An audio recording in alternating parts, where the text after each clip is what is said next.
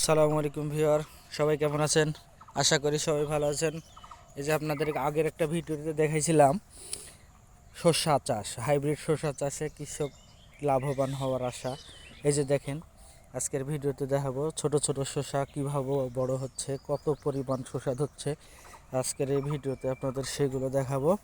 এই যে দেখেন, এগুলো বাহান ছাড়াই শসা, ওগুলো বাহান ছিল, এগুলো বাদে এই যে দেখেন কি পরিমাণ শসা ধরছে। প্রত্যেকটা গাছে এরকম শসা, যেইগুলো ফুল, যেই কটা ফুল সেই কটাই শসা।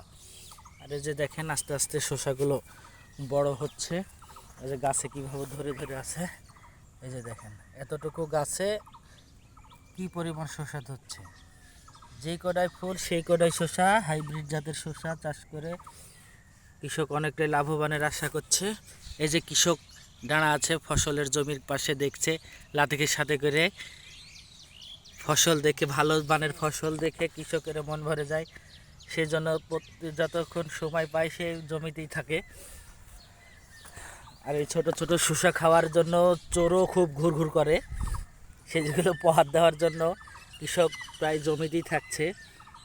আর কয়েকদিন পরে রোজাতে ভালো মানের ফলন পাবে।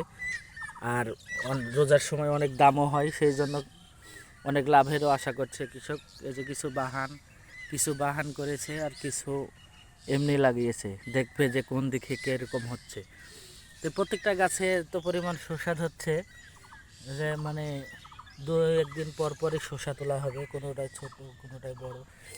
আস্তে আস্তে শসাগুলো বড় হচ্ছে। তাই ধন্যবাদ সবাইকে। যদি ভিডিওটা ভালো লাগে একটা লাইক, একটা কমেন্ট, একটা শেয়ার করে দেবেন। আসসালামু আলাইকুম ওয়া রাহমাতুল্লাহি ওয়া বারাকাতুহু।